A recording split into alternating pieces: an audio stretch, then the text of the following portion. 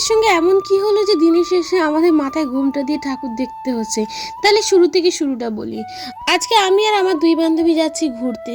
তেমন কোনো তো সাজিনি, জাস্ট নর্মালি লিপস্টিক পরে বেরিয়ে যাচ্ছি। কাজল পরি না, সারাদিন কাজলে আমার লেপটে যায়, আইলাইনার আমি নিজে পরতে পারি না।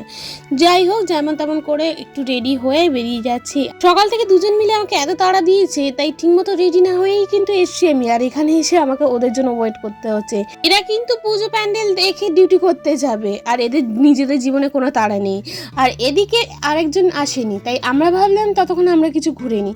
আরেকজনকে ফোন করতে সেও রাজি হলো যে ঠিক আছে তোমরা ওগুলো ঘোরো, তারপরে আমরা একসঙ্গে ঘুরবো। সেই কথা অনুযায়ী আমরা দুজন চলে গেছিলাম শোভাবাজারের রাজবাড়ি দেখতে। আমাদের প্ল্যানিং ছিল যে আগে ভাগে একটু ছবি টবি তুলে ভালো করে তারপর ঘোরাঘুরি করব, তারপর তার জন্য একটু ওয়েট করব। পরপর পাশাপাশি দুটো রাজবাড়ি দেখেই আমরা বেরিয়ে পড়েছিলাম। এই রাজবাড়ির আশেপাশে দাঁড়িয়ে আমরা সেরকম কোনো ছবি তুলতে পারিনি। আর সব থেকে খারাপ লাগছিল যে আমরা ঠাকুরটা থেকে অনেকটা দূরে দাঁড়িয়েছিলাম, মানে ঠিকমতো ঠাকুরও দেখতে পারিনি।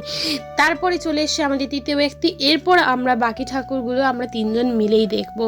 তাহলে চলো শুরু থেকে শুরু করা যাক। আর আমরা আজকে এসেছি হাতিবাগান চত্বর, আর সেখানে একের পর এক ঠাকুর দেখতে শুরু করেছি, আর সেসব না দেখালেই নেই।